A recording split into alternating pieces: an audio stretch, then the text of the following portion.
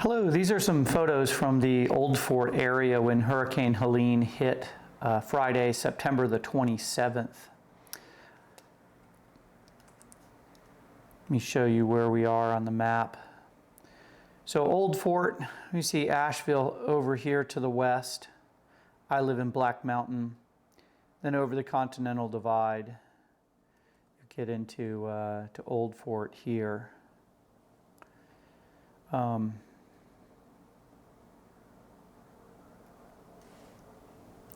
Now, I had, let's get over here.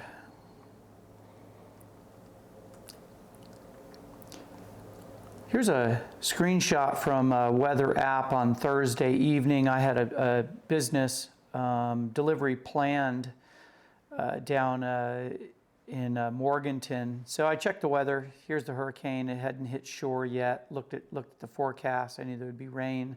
Primarily looking at the wind, it didn't look like it was going to be too bad. So I assumed I would go ahead and head out. Well, by Friday morning, everything had changed. On my attempt to return, Google Maps was for everybody not quite updating. Either you didn't have internet connection or it didn't show accurate picture, but I finally saw that this is Interstate 40 headed from Old Fort, mainly 40 from Marion to Old Fort, up trying to get back into Black Mountain. We can see Ridgecrest here at the top. So my immediate next step was to see what I could do since I couldn't get home. I'd gotten word that my family was okay. So I started heading up into down Bat Cave to see if I could go around, connect with Highway 9, and then go north into Black Mountain. Let me show you where this is. So if we look at, we pull back.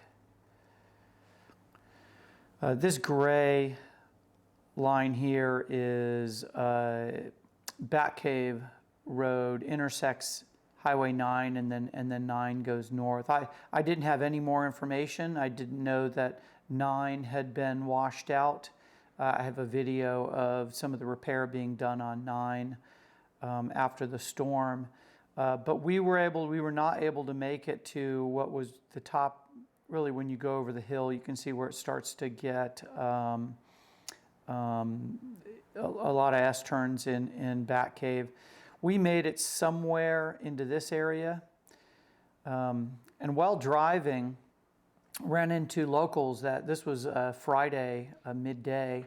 Water had receded, but everything was really fresh. Met up with some locals. Some had mini excavators, tractors, and we just started pushing forward to try to open up the road to get to people who had been stranded. The water, like most places, had just really kind of ripped through the area, picking up cars, undercutting the road. We pushed as far as we could go until we had chainsaws and we were cutting and clearing the road, but finally hit a landslide that just had the road completely covered. In hindsight, now that I've learned the condition, Bat Cave is in awful condition. I never would have made it to 9. Had I made it to 9, I never would have made it back up to Black Mountain. I was one of the locals. I asked where all these tires had come from, and he said some crew, probably municipality, was years ago had tried to shore up a hillside. So they took about 500 tires to create a berm, and all of those tires had washed out and now we're down along the road. I'm going to flip over now, going back into Old Fort. I couldn't get down through Bat Cave, so instead tried to take another route. So this was going back through Old Fort. If you're aware of Highway 70, there were two ways. There's, so from a watershed perspective, Mill Creek goes right through Old Fort. And so I'll have some pictures in a moment here where Mills Creek goes right through the middle of Old Fort. And then what is Old Highway 70? Mills Creek, there's a dirt road, Mills Creek, that you can take the gravel road and come around by Andrews Geyser and come up back into Ridgecrest. There's also Old 70 that's been shut off to pedestrian biking traffic only. I thought maybe that would be a way to get home if I could get to it. So I started cutting with the chainsaw and heading up this way. And so these are some of those photos along 70 there. Let's go to larger photo. You can see the train tracks have been completely undercut. The river, which is normally not this size at all, in some of these areas where it's such a tight ravine, had come up, I estimated, somewhere around 50 feet in this tight ravine and just had washed through. Had checked on these people here. They were moving around. They were okay. They were starting to pull themselves together. A generator was going. Where the river normally would go under the train tracks over here to the right with this arch, of course it had jumped the banks and had come straight over and created a new route on the other side of the train tracks. So this track was just slung in midair in many places. A photo of a car washed down. So now we're getting into Old Fort. Come over to the map here and show you where we're going. So now we're into Saturday. I had spent the night in my truck along Old US Highway 70 along Mill Creek, seeing if I could cut more in the morning, and ultimately hit another landslide there, which I needed heavy equipment to get past. So some of these pictures now come right down into the middle of Old Fort. This next picture looking right down Catawba Avenue. You can see how Mill Creek had just come through, jumped the banks, and had washed through. You can see in the middle of the photo here the trees piled up against the power lines here. This is looking south on the road right in the middle of town, looking to the left where a number of these homes had been crushed. Now we're looking to the west, and I may have had that backwards before. Now we're looking over to the right. These are the stilted homes behind Whaley's brewery. We're looking at Whaley here. I believe here you can see the water line. Let me pull this over. If I can pull this over. I believe this line here is just about the water line. So you can see it was about at the top of the door. It had undercut their pad. I don't know. I imagine I don't see the windows and doors busted out here, so perhaps water and silt, but things didn't get washed out. I don't know the condition.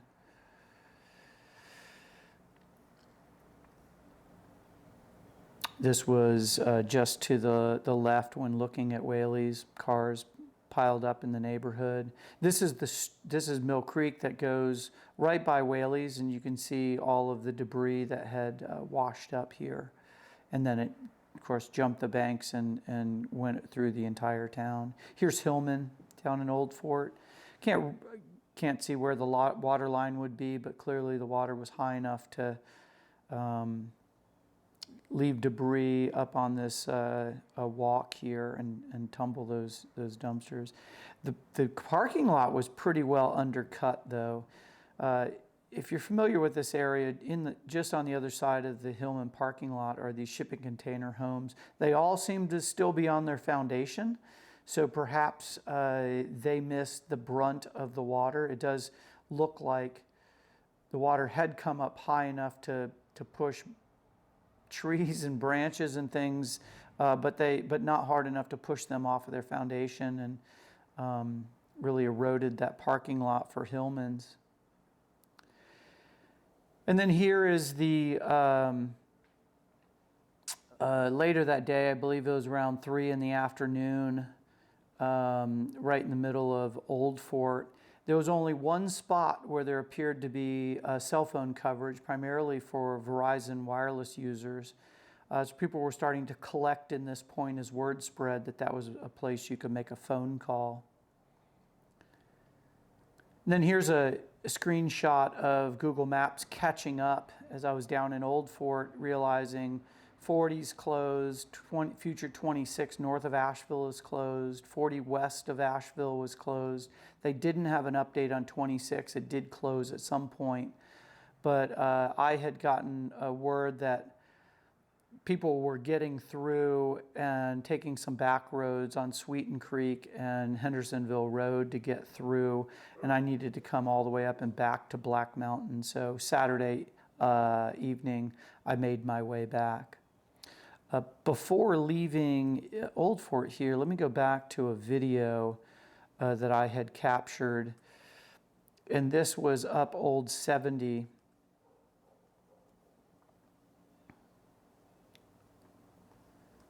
If I can get this to.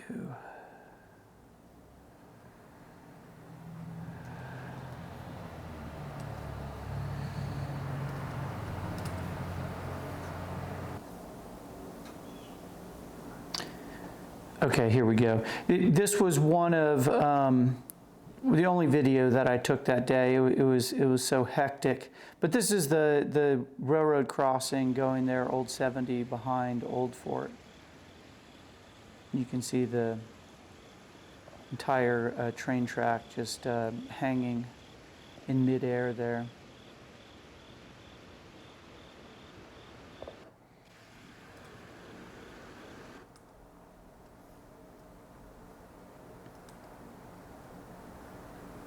So then leaving Old Fort, I'm looking west on an overpass over Interstate 40. You can see the cones are out and they're regulating traffic going into Old Fort, exit down here on the right. Over to the left is the Catawba River. And like many rivers around the area, it had just swollen so large it was sweeping houses and eroding land around above the banks. Many cars and even tractors and things were just deposited up in the fields after the water had receded.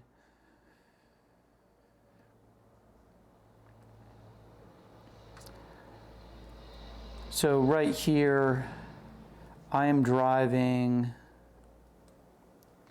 Let's go over to the map.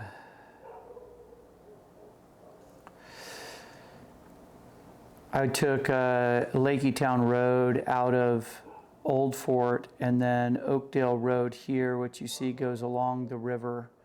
And that was my closest route to get over to the next entrance back onto 40. My decision was to head back to all the way to Marion because I knew I'd need supplies. So I was getting fuel and water and propane and gas cans and gas before headed back to Black Mountain, knowing it was gonna, those would be needed there. And this was a final shot of a car that had just been washed down, tumbled, and completely destroyed. Such a common scene through that area. This made me think, as I was leaving town, I was talking to somebody in the middle of Old Fort that said the water had started to come up on Friday, and a guy in a blue car decided he was going to try to cross the water. And as the car started to lift up and float, he got out of the door and was able to wade to safety in dry land, and then his car was swept away. Whether this was that car or not, I don't know, but thankfully they had the wits to get out of the car and get out of there, and thankfully they survived. So I'll be producing more of these videos. I've created some already of Highway 9 south of Black Mountain, Swannanoa, and some of the impact and recovery that's happening there. And I've just gone out to film some of the watersheds around Montreat, Flat Creek, and as well as Swannanoa River, North Fork Swannanoa River, and up at the North Fork Burnett Reservoir. Check those out, check the channel. More of these to come to show our recovery from Hurricane Helene. Thanks so much.